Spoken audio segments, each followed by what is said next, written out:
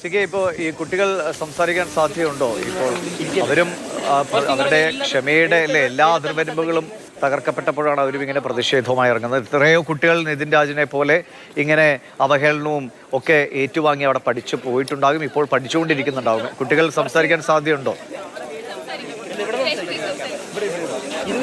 കുട്ടികൾ ഇപ്പോൾ ഒരു പ്രതിഷേധ യോഗം ഇവിടെ ചേരുകയാണ്. ആ യോഗത്തിന് ശേഷം അതിൻ്റെ ഭാരവാഹികൾ സംസാരിക്കും. അതിന് മറ്റ് സംഘടനാ ഭാരവാഹികളും ഇപ്പോൾ ഈ സ്ഥലത്ത് എത്തിയിട്ടുണ്ട്. അവരുടെ പ്രതിനിധികൾ എന്തായാലും ഇതിനകം തന്നെ കാര്യങ്ങൾ സംസാരിച്ച് കഴിഞ്ഞിട്ടുണ്ട്.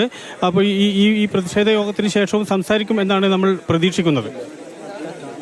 എന്താണ് ഈ കോളേജിന്റെ ഭാഗത്തുനിന്ന് ഇപ്പോൾ ഈ അച്ഛൻ്റെ പ്രതികരണം കേട്ടു? ഇത്രയും കാലമായപ്പോൾ ഈ ഡോക്ടർ റാം എന്ന ഒരു അധ്യാപകന് അവിടെ സർവാധിപത്യം എന്ന നിലയ്ക്കാണ് കാര്യങ്ങൾ കേൾക്കുമ്പോൾ നമുക്ക് തോന്നുക.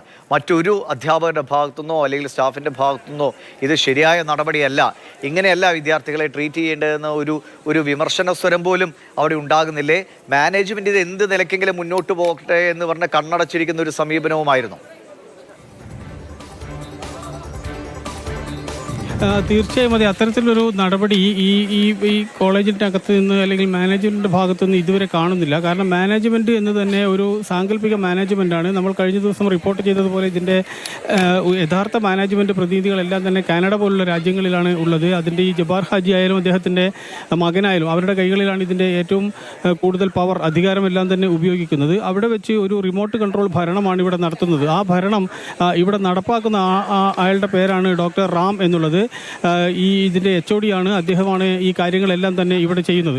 അദ്ദേഹത്തെ മറികടന്നോ അദ്ദേഹത്തിൻ്റെ പ്രവർത്തനങ്ങൾ വിമർശിക്കാനോ കേൾപ്പുള്ള ഒരു അധ്യാപകർ പോലും ഇവിടെ ഇല്ല എന്നാണ് നമുക്ക് ഇതിനകം തന്നെ മനസ്സിലാക്കാൻ വേണ്ടി കഴിയുന്നത്. കാരണം അത്തരത്തിൽ അദ്ദേഹത്തിന് ഒരു ചോദ്യം ചെയ്യാൻപ്പെടാൻ കഴിയാത്ത ഒരു അധികാര കേന്ദ്രമായി റാം ഇവിടെ പ്രവർത്തിക്കുന്നു. റാമാണ് തന്നെ തീരുമാനിക്കുന്നത്. മുതൽ വിദ്യാർത്ഥികൾ പ്രതിഷേധത്തിലേക്ക് പോവുകയാണ്. നിതിൻ രാജ് എന്ന 20-കാരന്റെ മരണം ഇപ്പോൾ ആ കോളേജിൽ എന്തൊക്കെ പീഡനങ്ങളാണ് നടന്നിരുന്നത്, വിദ്യാർത്ഥികൾ എത്രമാത്രം അവഹേളനവും ഒക്കെ സഹിച്ചാണ് അവിടെ പഠിക്കേണ്ടി വന്നത് എന്ന് കൂടുതൽ പ്രതികരണങ്ങളിലൂടെ നമുക്ക് മുന്നിൽ ബോധ്യപ്പെടുകയാണ്. എന്തായാലും അതിശക്തമായ നടപടികൾ ഇക്കാര്യത്തിൽ വേണമെന്നാണ് ഇന്നലെയും നിതിൻ രാജിൻ്റെ കുടുംബം ഈ അന്വേഷണത്തിൽ അവർക്ക് വേണ്ടത്ര തൃപ്തിയില്ല എന്ന് അറിയിക്കുകയും ചെയ്തു. ഇപ്പോഴും കുറ്റക്കാരെ രക്ഷിക്കാനുള്ള ശ്രമമാണോ എന്ന ആശങ്കയും സംശയവും ഒക്കെ പല കോണുകളിൽ നിന്ന് ഉയരുകയും ചെയ്യുന്നുണ്ട്.